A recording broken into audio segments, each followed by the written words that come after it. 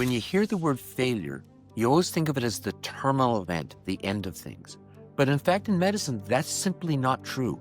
Failure is the end of a long, continuous process that really unveils the pathophysiology of disease in that organ. And what makes it such a powerful idea in learning is that it represents a common end pathway.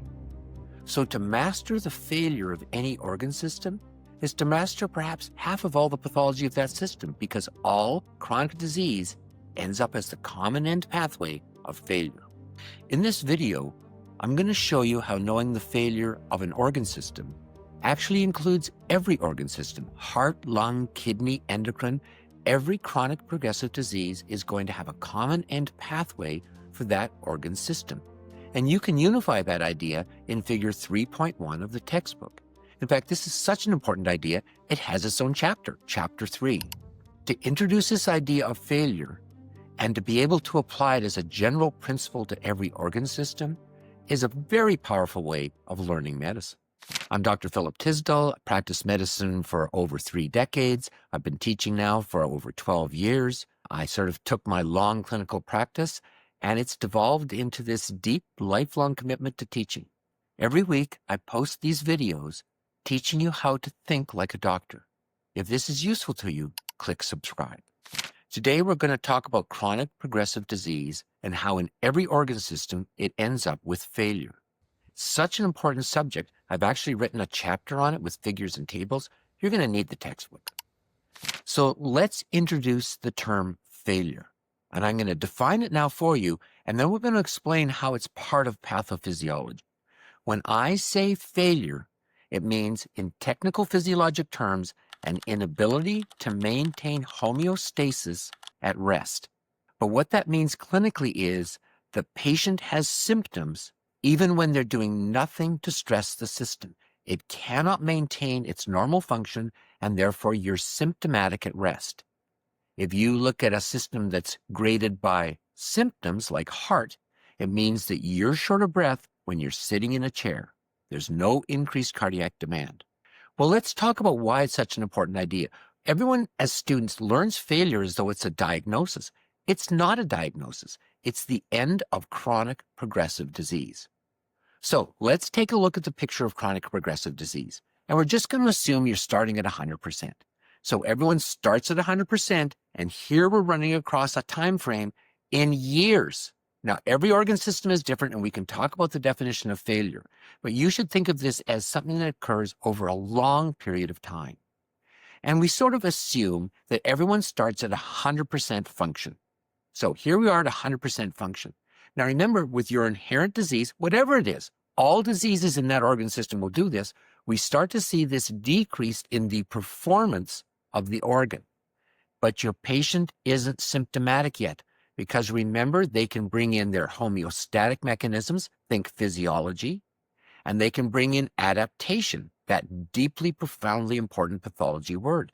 And so while function is doing this, symptoms are doing this. And so your patient's going to be asymptomatic, even though they have underlying progressive disease, until you hit a stress that exceeds the ability of physiology and adaptation to compensate. So what's an example of that? Okay, you've got ischemic heart disease, very common. You are going to be asymptomatic until you walk up that giant hill in the Smoky Mountains. And as you get up to 300 feet, your homeostatic and adaptive mechanisms are insufficient, and for the first time in your life, you're short of breath. But you notice what we've done. We've actually taken a severe stress and tipped you into failure. When you stop doing that stress, you stop walking, it will come back to normal. And that will be the first time the patient will know to go to the doctor, because it's the first time they've experienced a symptom, even though they might have had the disease for years. Well, it's chronic and progressive, so function is still going down, isn't it? And as that progression continues, now it might take only a small stress to tip you into failure. You can't walk up the stairs in your house. So if it takes a severe stress to tip you into failure, we call that mild disease. If it takes a mild stress to tip you into failure, we call that severe disease. But you notice, no stress, no symptoms. And that's going to have big clinical implications because when your patient presents to your office, he doesn't have any symptoms. So now you're just left with a differential.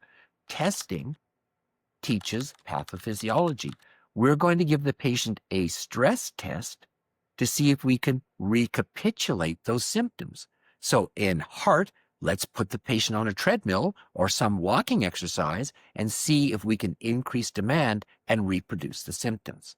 So now all of a sudden we've gone from no symptoms because you're compensated. Yeah, the patient isn't going to know. That's called a screening test.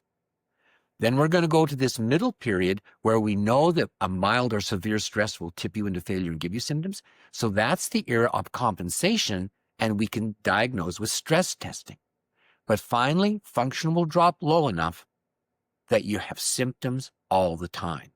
So that's going to be your patient that's short of breath in a chair. So let's just say in heart, that's like when your ejection fraction's below 30%, 20%. And that is a specific term in medicine, and every organ system has a defining symptom and test to back up what you suspect clinically. So the second I give you this multi-year idea, you can suddenly say, well, clinically, my patient has to be seen three ways. The compensated reserve stage in which I have to screen. You just got to know the risk factors and go looking. Family history is pretty common here. Then we come to this middle where I know a stress test will tip you temporarily into failure, and now I can reproduce the symptoms. All the way through to sitting in the ER on your table, short of breath all the time, now you're in failure.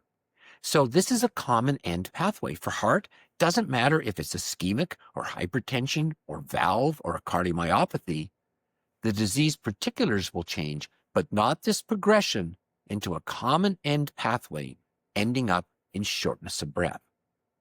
So when we say this idea of chronic progressive disease to failure, I want you to have this picture here. You start off normal and you go down through these stages. Compensated stage, the reserve function, asymptomatic, you got to screen. Down to the middle phase, stress testing will elicit the loss of function all the way down to failure. So when we talk about chronic progressive disease proceeding to failure, remember this is going to be a common end pathway for all chronic progressive diseases of the heart. It doesn't matter if it's ischemia or valves or hypertension or cardiomyopathy. They're all going to go through this phase, right? Here we're starting off at normal. Now the disease starts to progress, but you're completely asymptomatic because you can compensate for it. You have reserves from homeostasis, think sympathetic nervous system, and adaptation, think hypertrophy. Then you're going to progress far enough that now all of a sudden a severe stress will temporarily tip you into failure. And that's going to be your first symptoms. So you can see that when you've got a stressor that exceeds the ability for compensating mechanism, now you're vulnerable to a stress that will exceed reserve and tip you into failure, and now you've got symptoms. So here we go. Early on, severe stress to tip you into systems, stop stress, back to normal. Coming down now, you've got much more severe disease. Even a minor stress will do it. And then finally, we hit a point where even sitting in a chair, you have symptoms. And this is going to be true for every chronic progressive disease. You can think of it clinically in three parts. The first is you have the underlying disease. That's going to be your hereditary environment. And then the deterioration starts. But that's going to be completely asymptomatic through the functional reserve period of compensation. That you're going to have to screen for. And then we're going to hit that middle period where any stress will tip you into symptoms. Yes, the patient will first present to your office, but in your office, they're not going to have symptoms, are they? You're going to use that stress test of that organ system to see if they don't have much reserve. You're going to now be in your stress testing phase. But then that function is going to go, we sort of think of it as 80% when you've lost 80% of your liver, so that's sort of our standard organ. When you've lost 80% of function, now you can't maintain normal function no matter how much you stimulate, and so you always have symptoms. So here we are. Here's your hereditary environment. Here's your progressive disease. It's all asymptomatic. You're in screening testing. To patient first presents in your office, doctor, I get symptoms when I walk up the hill. all the way down to the ER where they're sitting there panting on the bed because they're in failure. And every organ system has its own definition of failure that has two parts. It has the clinical presenting symptom, and then it has the universally acknowledged test that we use to say, yes, that objective measure proves the clinical suspicion. And once you start realizing that, symptoms and sign teach pathophysiology. To imagine that you can see your patient across these perhaps decades of time, thinking through the pathophysiology and say, well, what would you do if you were screening? What stress tests could I use? And then, if they're in failure, what is the symptom that clinically defines failure? And what is the test we use to prove it? And the best organism to teach this always and ever, it's not what you think is going to surprise you a little bit. It's liver. Because when I say to you, if someone's got cirrhosis, when do they have failure? Boy, that really illustrates the problem. And every time I give, this patient has cirrhosis, and now they present with confusion. What would we do now to prove our suspected diagnosis? And every student will tell you, do a biopsy of the liver. And I always say, no, we know they have severe disease. Cirrhosis is fibrosis of the whole liver. You just proved that they were in severe disease. Failure is an inability to maintain homeostasis at rest. So if you have liver failure, the universally agreed symptom is encephalopathy. Not jaundice, not anything else, it's encephalopathy. And the objective measure we use is a protein made only by the liver, and that's factor 7. So we do a ProTime. And that's surprisingly hard to teach. So I want you to think a lot about this. Cirrhosis is severe disease, but encephalopathy with an elevated ProTime is failure. And once you go through that, you realize, well, every organ system must have this optimized way of doing this chronic progression. How do we screen? What are our stress tests? And then tell me about failure. And I'm telling you, you've got the backbone of pathophysiology broken when you can walk through that whole period of time and explain why you do it at each stage, correlating that to the underlying pathophysiology. It's this really powerful idea. And when I teach review courses, you know what I do? I teach failure. Once you have this idea, all of a sudden, things that you've just memorized become surprisingly quirky. Here's one that always delighted me when I first started realizing the power of this as a teaching tool. Think about type 2 diabetes. Right? I know what you're going to tell me. Oh, well, there you go. The blood sugar is over 129, and we can do the hemoglobin A1C. And that's all true. But now let's put it on our time graph. First off, are there hereditary and environmental risk factors? That's a pretty important discussion, isn't it? In fact, genetics are more important in type 2 than type 1. It forces you to think through the beginning of the problem. And then we say, well, what are the compensations? Well, think how we think about type 2 diabetes, right? We think of it as insulin levels going up because there's insulin resistance, and then we think of insulin levels going down because they've got an underlying beta cell problem and they burn out and fail. Well, that's how our testing works, isn't it? You could easily say, let's do a stress test. And the answer is, sure, let's do an oral glucose tolerance test. What is that but a simple stress test, right? You could even make it faster than that. Let's just talk about fasting versus fed states. What is eating except a stress test on it? You want another example? How do you think about type 2 diabetes in pregnant women? Well, I think about it as a 9-month stress test because the fetus is putting all those proteins into mom to keep blood sugar high. Can she keep her own blood sugar in control? And if she can't, guess what? 80% chance she's going to have type 2 diabetes in the next 20 years. So it's really quite fun when you start saying, I'm going to plot all my chronic to progressive diseases on this whole timeline and thinking through function versus symptoms. And then there's the obvious ones, right? How do you think about lung? Well, lung is obstructive restrictive. So yes, you are going to follow your early lung disease. By definition, we're in that middle phase when your FEV1 is 80%. That's the gold definition of it. Well, when are we going to get failure? Oh, remember, failure in every organ system has its own symptom and specific sign. You've got to be able to do that. So for lung, no surprise, it's shortness of breath. But what would our objective measure be? Yeah, it's PaO2. So we're going to follow the middle phase with our FEV1s, but failure is defined by saturations and blood gases.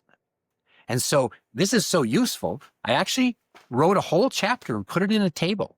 And I got to say, it breaks my heart. None of you ever look at it. But once you understand this idea, you say, well, I'm going to plot every one of these important diseases as a way of thinking. You're going to have mastered half of the pathophys for the suitable organs. It's just a really good way of learning medicine. It's fresh, it's fun, and it really incorporates testing, teaches pathophys. And if you think of more systems than I put in there, let me know, because it's something I think about very actively every day. In the next video, I'm going to be talking about this idea of completeness. It's really a way of thinking about anatomy that starts from the psychosocial cultural human and goes through regional, through the organ, all the way through to the molecular and DNA without any gaps. It takes all these scattered ideas we have of bits and pieces of anatomy and histology, and it really makes them serve pathophysiology. If you enjoyed this video, you can see the previous video here where I've answered a number of questions that you guys have sent in. I'll see you next time.